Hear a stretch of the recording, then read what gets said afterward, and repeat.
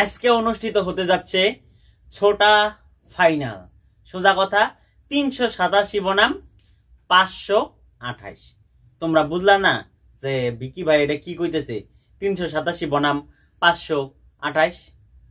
আসলে হচ্ছে আরসিবির run rate হয়েছে 0.387 আর চেন্নাইয়ের রান রেট হয়েছে 0.528। তার মানে তাদের মধ্যে ডিফারেন্স রয়েছে 141 পয়েন্টের।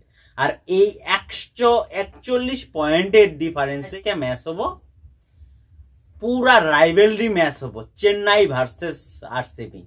যে জিতবো বেশি না, যদি 18 রানে আরসিবি জিততে যায় তাহলে সে প্লে অফে, যদি 18 রানে চেন্নাই হাইরে যায় তাহলে সে প্লে অফ থেকে বাহার, আর যদি 18 রানের কমে হারে তাহলে চেন্নাই কিন্তু প্লে অফে থাকবো, আরসিবি চটকে যাব।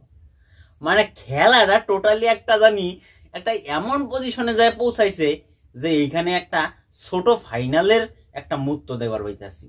এইখানে চেন্নাই ফ্যান বনাম হইছে আরসিবি ফ্যান, এখানে বিরাট কোহলি বনাম ধোনি, দুইজনের যে রাইভেলরিটা হবো, উফ, যেন মনটা একদম মানে সেই মুহূর্তটা দেখার জন্য এখনই মনটা যেন উৎফুল্ল হয়ে যাইতেছে আমার।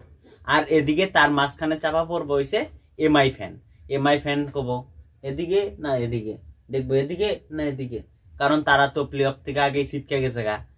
তার মানে তারা খালি দেখবো, জ্বলবো আর লুচির মতো ফুলবো এমআই ফ্যানরা। কিন্তু এই জায়গা থেকে কার প্লে অফে ওঠার চান্সটা বেশি, চেন্নাই না আরসিবি? বরাবরের মতো আমি প্রায়োরিটি থাকবো চেন্নাই, কারণ এগুলা ম্যাচে চেন্নাই কিন্তু তাদের যে কনফিডেন্স লেভেল সেটা কিন্তু সবসময় হাই রাখে। আর এদিকে আরসিবি গত 5টা ম্যাচ সিরিয়াল কিন্তু জিততে আইতেছে, তাগরেও যে কনফিডেন্স লেভেল আছে তাগরেও কিন্তু সেই হাই আছে। যদি বিরাট কোহলি 10 ওভার পর্যন্ত টিকা যায় তাহলে ম্যাচ কিন্তু প্রায় আরসিবির হাতে চলে আসবো।